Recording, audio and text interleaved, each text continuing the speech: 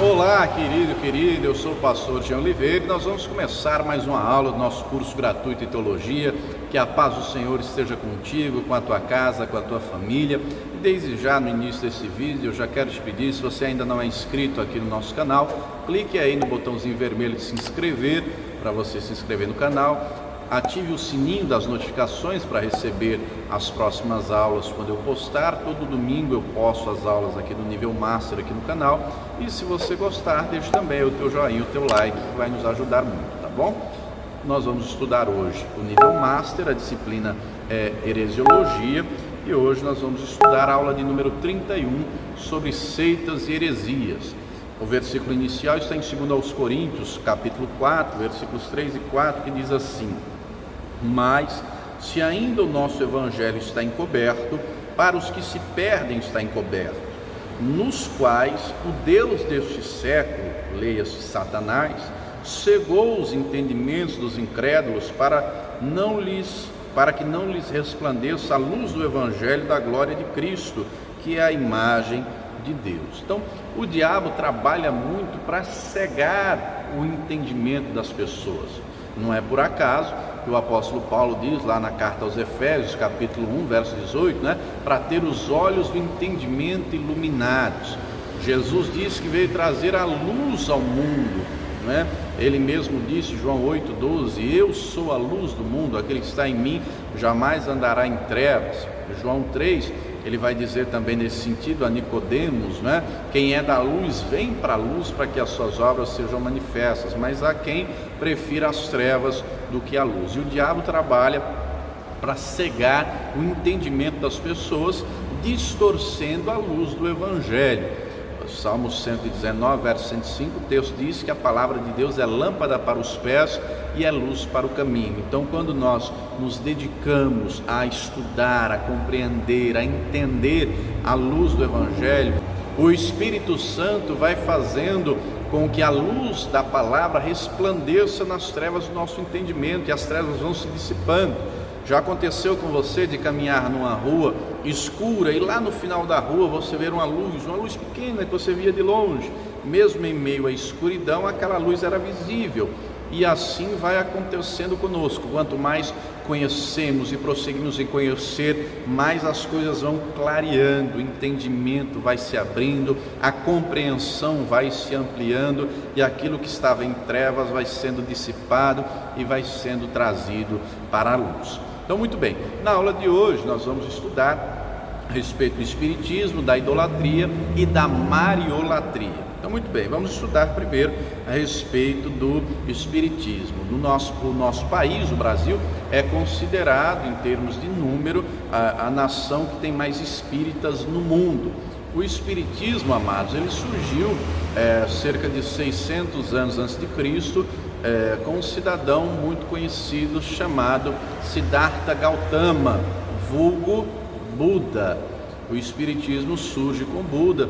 Ele era um homem rico, era um príncipe. Ele vai abandonar o palácio, a riqueza, o luxo, para buscar o desenvolvimento espiritual. E ele vai para o alto de uma colina, de uma montanha, e lá ele vai ficar anos e anos.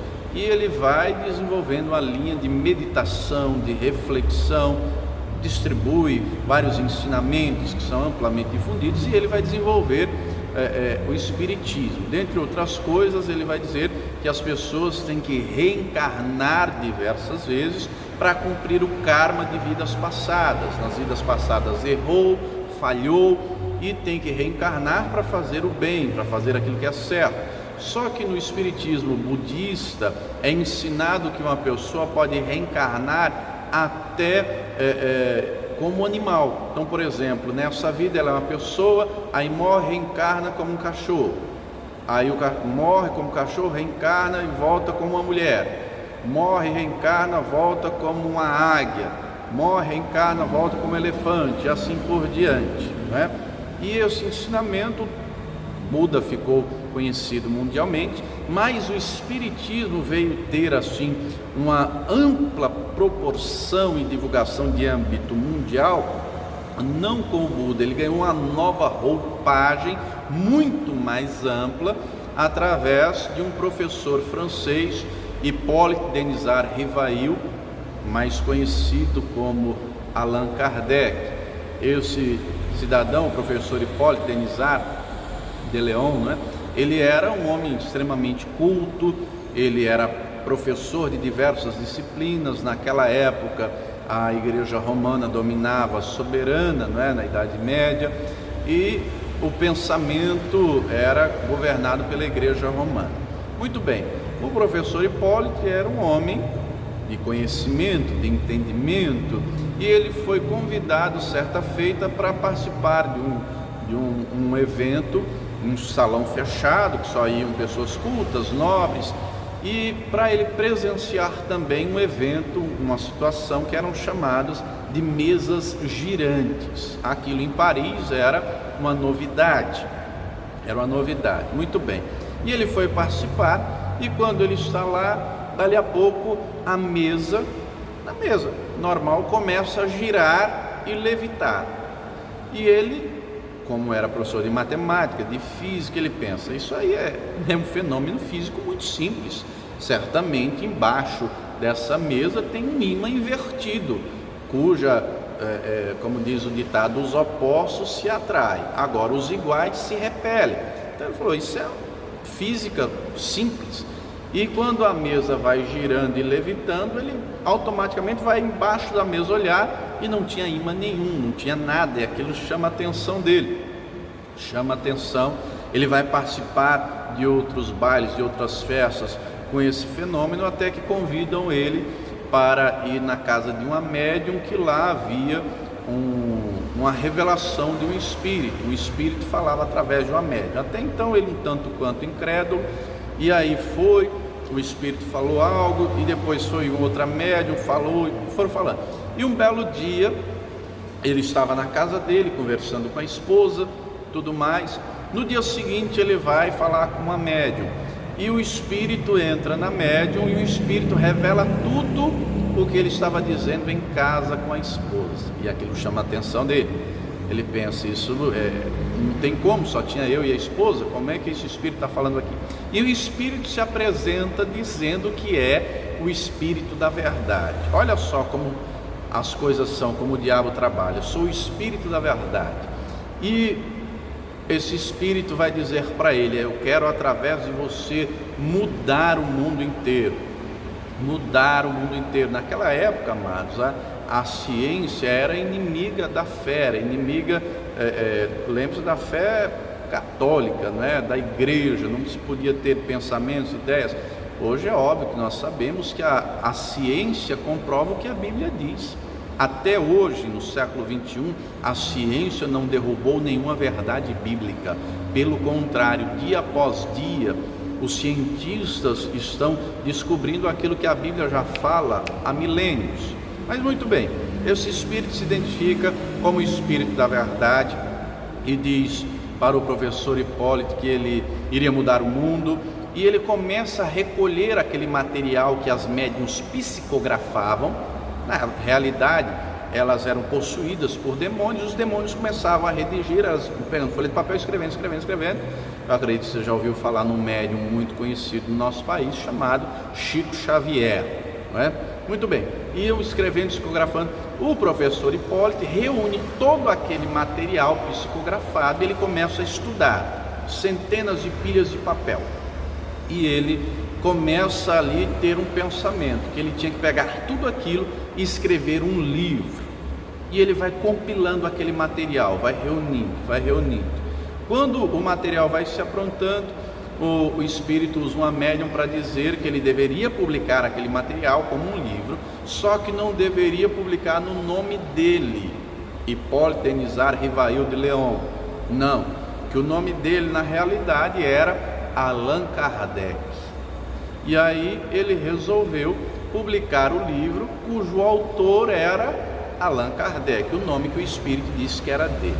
A princípio teve um pequeno impasse, porque as editoras não queriam publicar, afinal de contas, quem é Allan Kardec? O nome dele não era Allan Kardec, era Hipólito de Leon, mas como ele era um estudioso, catedrático, um homem influente, acabou se publicando, até mesmo porque os donos de editor participavam também daquilo.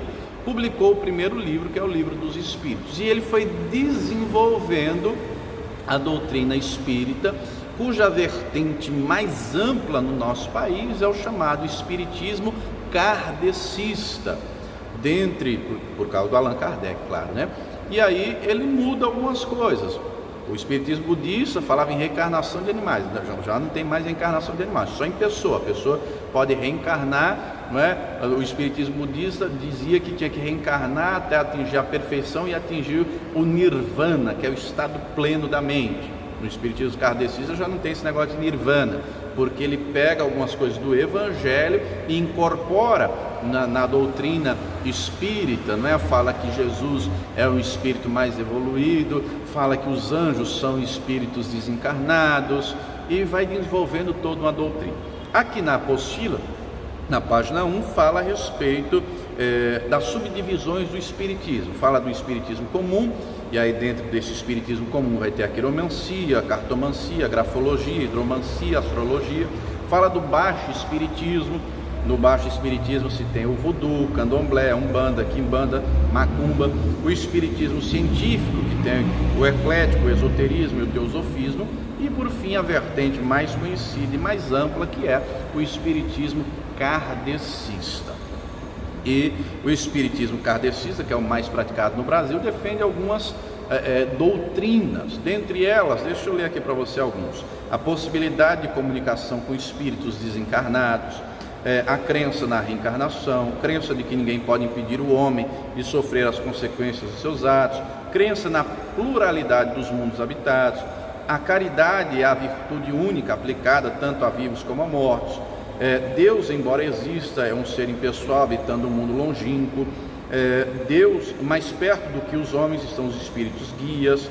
E Jesus foi um médium reformador judeu. Tudo isso eles acreditam e defendem inclusive a maior das virtudes, que é a caridade, que é a prática do amor ao próximo, que só consegue se cumprir o karma através da prática do amor ao próximo. E é óbvio que eu e você temos que conhecer a verdade do Evangelho. Se você está assistindo essa aula, fazendo esse curso de teologia, é claro que você quer conhecer a verdade do Evangelho. E através desse curso de teologia, minha gente, eu já vi gente que tinha 3 anos de espiritismo kardecista, a luz do Evangelho resplandecer no entendimento e deixar o espiritismo kardecista, por causa da verdade do Evangelho, a verdade da palavra de Deus, que liberta, que transforma.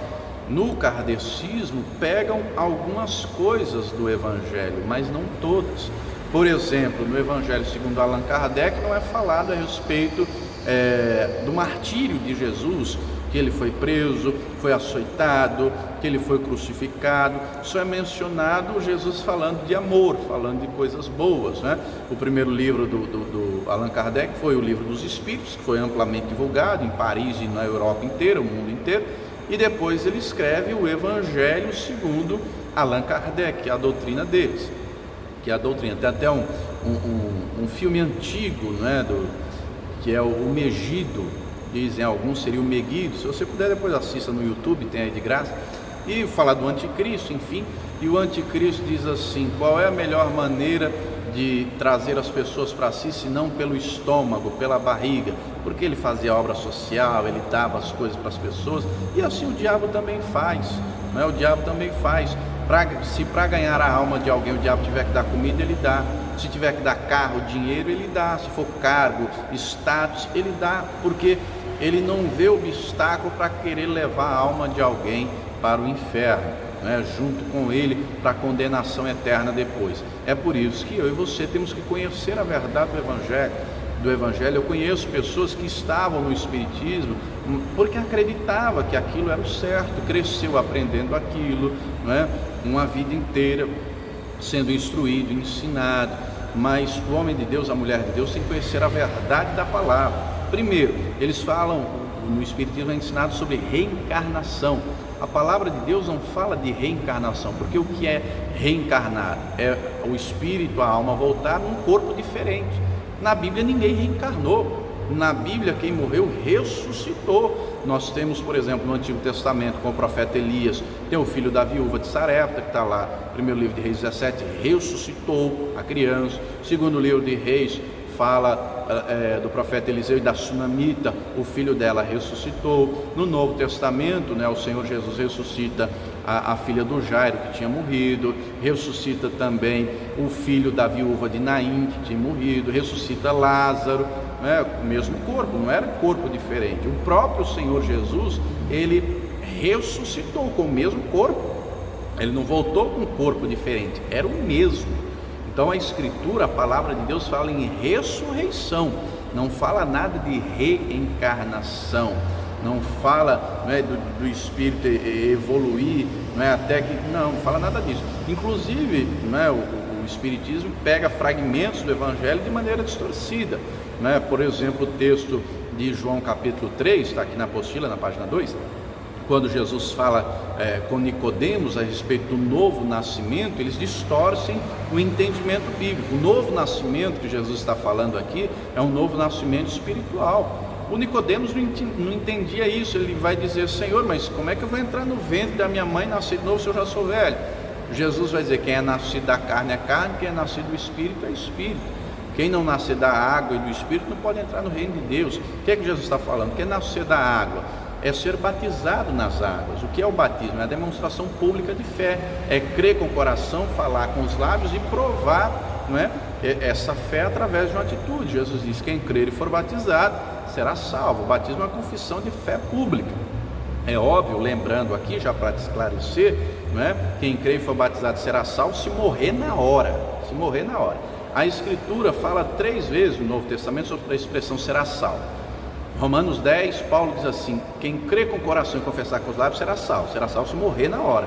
Como eu já vi casos de gente que morreu na UTI, já até fiz visita a pessoas que estavam hospitalizadas por causa de câncer e outras enfermidades, a pessoa entregar a vida para Jesus e em seguida morrer. Eu não tenho dúvida que morreu salvo. A gente tem na Escritura um exemplo, o ladrão que estava à direita de Jesus na cruz, o Dimas, ele não foi batizado, mas Jesus disse: ainda hoje estarás comigo no paraíso, porque ele creu com o coração e falou com os lábios. Quando ele diz: Senhor, lembra-te de mim quando entrares no teu reino, com essa frase ele diz: o Senhor é Deus, o Senhor é o Messias, eu sou um pecador, me perdoe os meus pecados e me salve. Ele diz tudo isso. Jesus, que conhece o coração, respondeu: ainda hoje você vai estar comigo no paraíso. Então ele creu, confessou, foi salvo. Agora, creu e confessou, foi salvo, morreu em seguida. Agora, quando a pessoa crê e ela não está em iminência de morte, ela tem que cumprir com a justiça de Deus, ela tem que ser batizada, e ela será salva. Jesus disse: quem crê e for batizado será salvo se morrer na hora.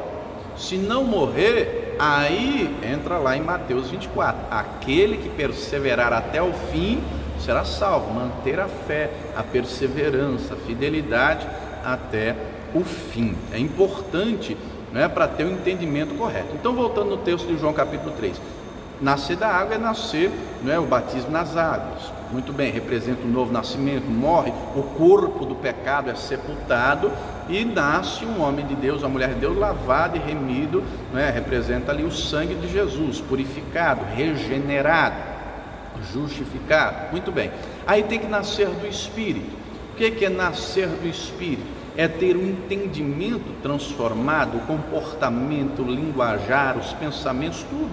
E isso é feito para quem quer.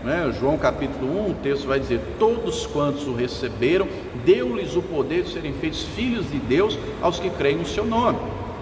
Então, a pessoa creu, tem que deixar o Espírito Santo trabalhar para mudar a maneira de pensar, para mudar o comportamento, a fala, as atitudes, para que se pareça dia após dia com Jesus. O trabalho do Espírito Santo, amados, é moldar o caráter de Jesus em nós. Não tem como uma pessoa que anda na palavra e com o Espírito Santo não parecer com Jesus. Se converteu e diz que anda com Deus, com a palavra e com o Espírito Santo e ainda não parece com Jesus no comportamento, nas atitudes, não tem nada de Jesus, não, precisa mudar. Quem anda com Deus, quem deixa o Espírito Santo trabalhar no seu coração, no seu entendimento, vai se parecendo dia após dia com Jesus. O trabalho do Espírito Santo é moldar o caráter de Jesus em nós, mas ele faz isso na vida de quem deixa, na vida de quem permite, E assim nós vamos vivendo como de fato cidadão do reino dos céus, nova criatura, não é? Aí vamos parecendo de fato, resplandecendo de fato, melhor dizendo, a luz do Evangelho de Cristo, sendo sal da terra, a luz do mundo.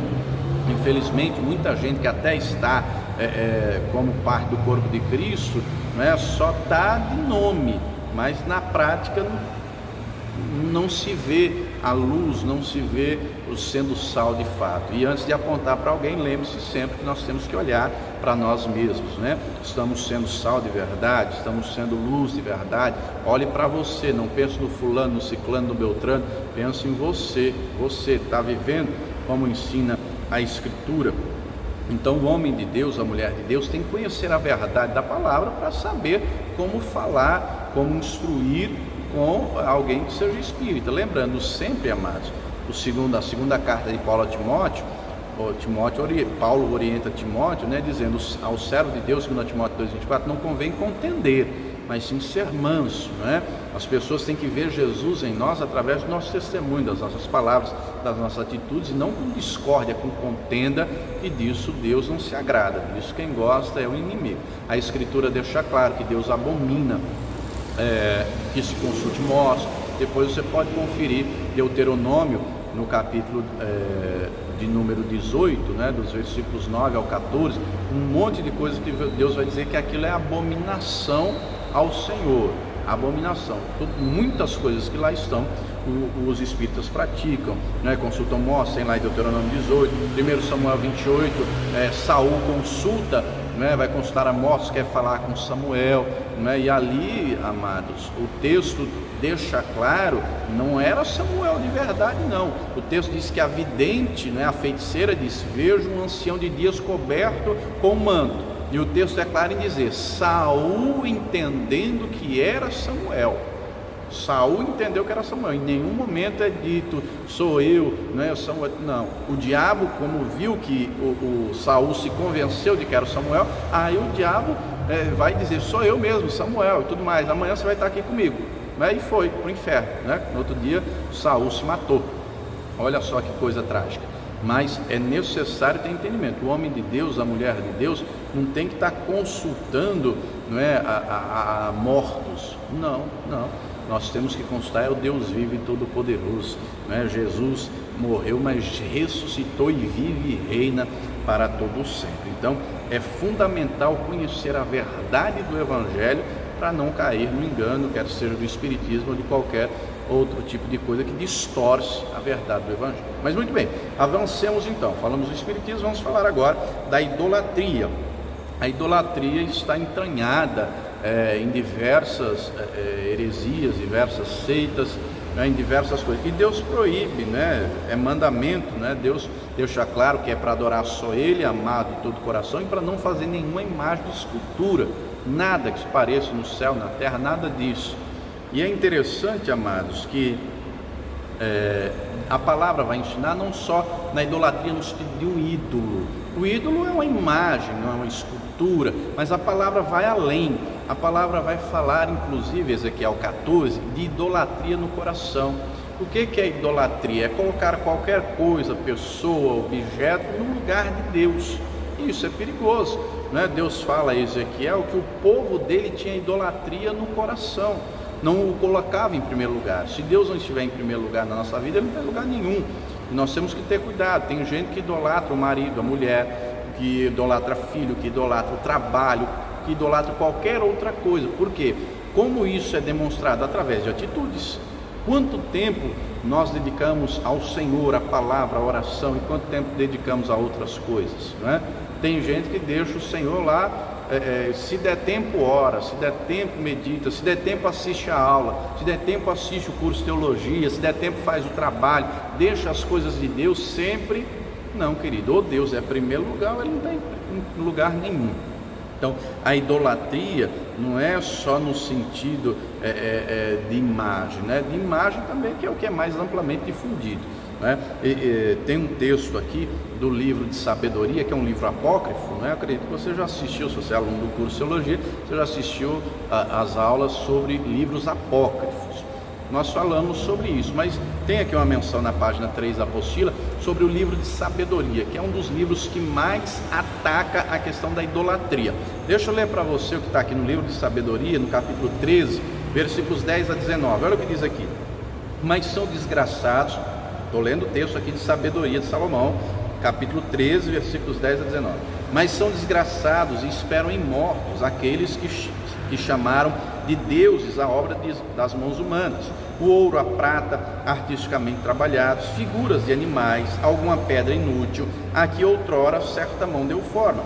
Assim um lenhador cortou e serrou uma árvore fácil de manejar, habilmente ele lhe tirou toda a casca, e com a habilidade do seu ofício fez dela um móvel útil para o seu uso.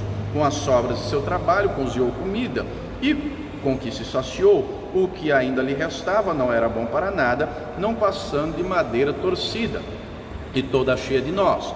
Contudo ele a tomou e consagrou suas horas de lazer a talhá-la. Ele a trabalhou com toda a arte que adquirira e lhe deu a semelhança de um homem ou o aspecto de algum vil animal. Pôs-lhe vermelhão, uma demão de uma tinta encarnada e encobriu-lhe cuidadosamente todo o defeito. Em seguida, preparou-lhe um nicho digno dele e o fixou à parede, segurando-o com um prego. Foi por medo que caísse que tomou este cuidado, porque sabe muito bem que ele não pode ajudar-se a si mesmo, pois não passa de uma estátua que tem necessidade de um apoio. Mas quando lhe implora por seus bens, seus casamentos, seus filhos, não se envergonha de falar ao que é inanimado e pede saúde ao que é desprezível, reclama a vida ao que é morto e procura socorro no que é débil, e para uma viagem invoca o que não pode andar, para um lucro, um trabalho, um bom êxito, uma obra de suas mãos, pede força ao que nem é capaz de mover-se as mãos. Olha só, esse é o texto de sabedoria de Salomão, mas tem um comentário, né, na Bíblia, na versão edição Paulinas, né, Edições Paulinas, que é uma tradução católica, na página 736, tem um comentário do Dom Mateus Rocha. Deixa eu ler o comentário dele, que diz assim: os adoradores das criaturas maravilhosas, obras de Deus, não são os piores, embora não inexcusáveis, porque foram seduzidos por uma beleza de força imensamente superiores a eles mesmos. Muito mais reprováveis são os adoradores feitos de ídolos com as próprias mãos. Olha só que coisa, né? Coisa curiosa. É interessante que isso não leem, isso não ensinam, né? Mas isso é idolatria, tá? E lembrando que a idolatria, tem muita gente, até a igreja evangélica, ensinando pessoas a adorarem objetos, né? A colocarem, devotarem fé, crença em objetos. Muita gente por aí que fala de rosa ungida, lenço ungido, tudo é ungido, é sabonete, é chapéu, é meia, é tudo. Tome cuidado com isso, querida. A nossa fé tem que estar no Senhor e na palavra dele. O próprio Senhor Jesus diz: céus e terra passarão, mas a minha palavra não vai passar. Na Escritura, nós não lemos em momento algum o Senhor ensinando: tenha fé nesse objeto, tenha fé nisso, não, tem que ter fé em Deus, tem que ter fé no Senhor, tem que ter fé na palavra dele. O próprio Senhor Jesus diz: crê em mim como diz a Escritura. Então nós temos que estudar e conhecer a verdade da Escritura. E por fim, aqui na apostila tem a respeito da mariolatria. O que é a mariolatria? É a adoração a Maria. Adoração a Maria, que foi escolhida por Deus para ser a mãe do Senhor Jesus. Em Lucas, no capítulo 1, nos versículos 46 a 50, a própria Maria canta um cântico quando ela tem a notícia, né? O anjo Gabriel avisa de que ela iria conceber, e aquilo era um sinal, estava profetizado, né? Isaías 7,14 diz que o Senhor vos dará um sinal, uma virgem conceberá e dará à luz um filho, o seu nome será Emanuel. Ela era virgem, ela estava prometida em casamento a José. A tradução, se você ler a tradução Almeida, vai dizer que estava desposada. Desposada significa para nós hoje, né, o noivado, compromisso de casamento. Muito bem, quando ela ouve, ela canta um cântico, que é o texto que eu citei para você, Lucas 1:46 em diante, né? Ela vai exaltar a misericórdia do Senhor, que o Salvador virá, né? Ela vai invocar isso. Mas a Maria foi virgem até Jesus nascer. Depois que Jesus nasceu, amados, o Evangelho é claro em dizer que José conheceu Maria. E o conhecer, que você lê na tradução Almeida, se você lê, por exemplo, na King James, é ter relações sexuais. o conhecer é nesse sentido, né?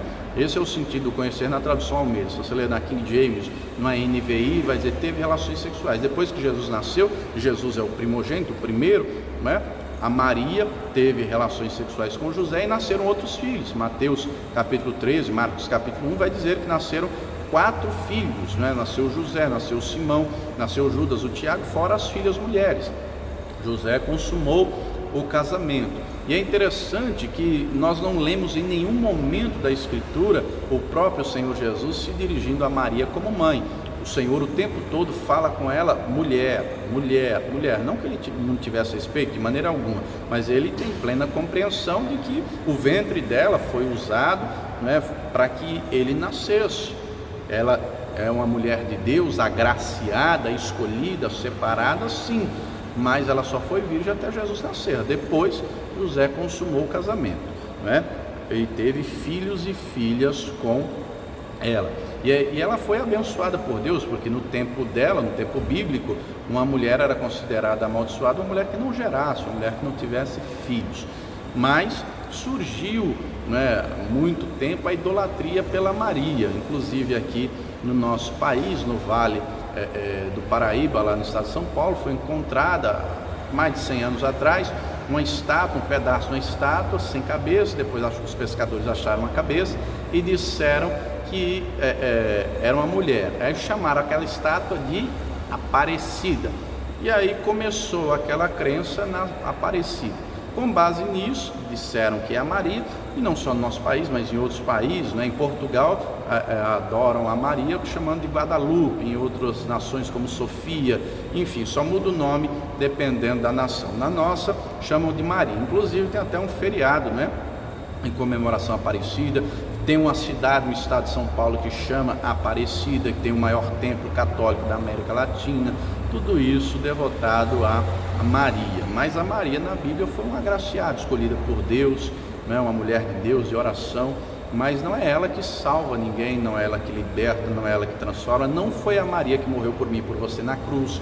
Quem morreu por mim e por você na cruz do Calvário foi Jesus Cristo. O sangue que nos purifica de todo pecado é o sangue de Jesus. E amados, aqui estamos já caminhando para o fim da aula. Deixa eu te trazer algo que é fundamental. O Espírito Santo me cobra sempre que eu falo disso. Tenha sabedoria, tenha entendimento. Quando você for falar com alguém que está no espiritismo, que está na idolatria, que está em outra crença, tenha sabedoria, tenha entendimento. Jamais queira atacar ou ferir, porque uma pessoa, por exemplo, que nasceu no catolicismo, que nasceu no espiritismo, cresceu anos e anos aprendendo que aquilo era o certo, não é? Que adorar a imagem, acender vela para anjo, não é? Rezar para Aparecida. Uma pessoa que cresceu aprendendo que aquilo estava certo. Se você atacar a fé dela dizendo que está errado, você vai para o inferno, atrás de cada imagem tem demônio, tal.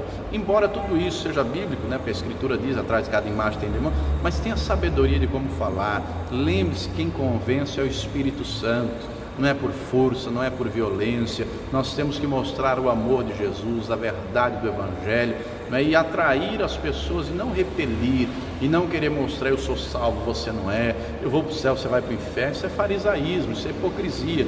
Não era assim que Jesus fazia.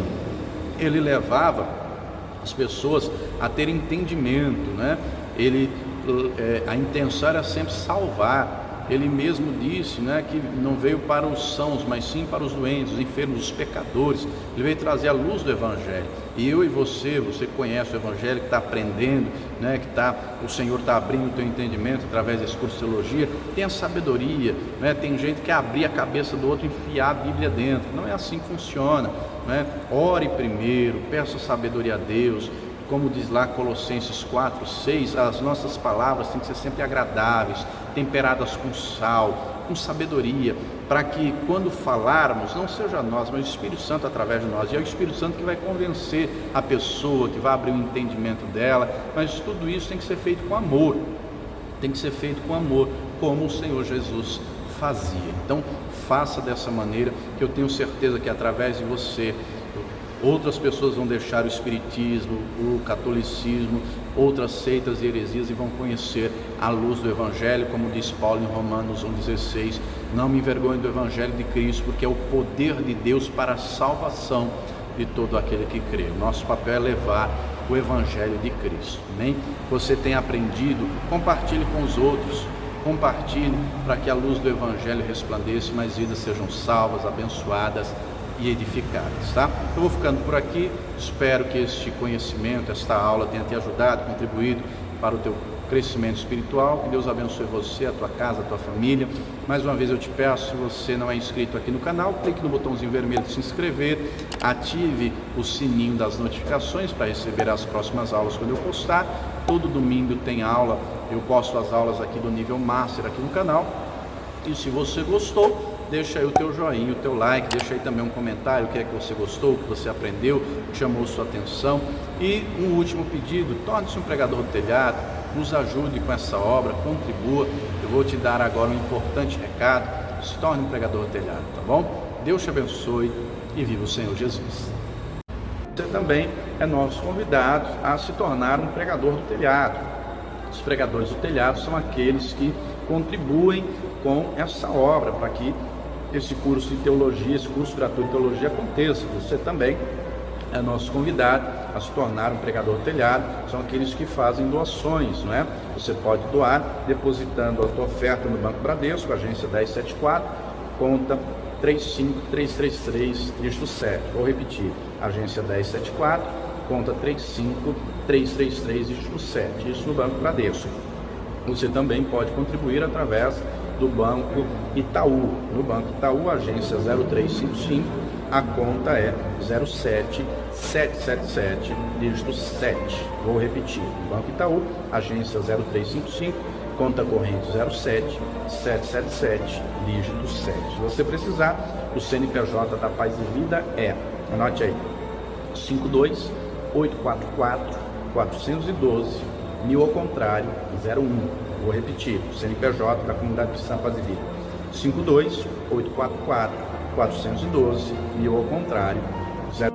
A Escola Superior de Teologia João Henrique Palharim é mantida pela Comunidade Cristã Paz e Vida. Então, torne-se um pregador do telhado. Hoje é muito fácil, né? Você tem aí um celular, um notebook, um tablet, está aí na tua mão, você pode fazer a doação, pode contribuir, e eu tenho plena certeza que o Senhor nosso Deus vai te recompensar abundantemente. Amém?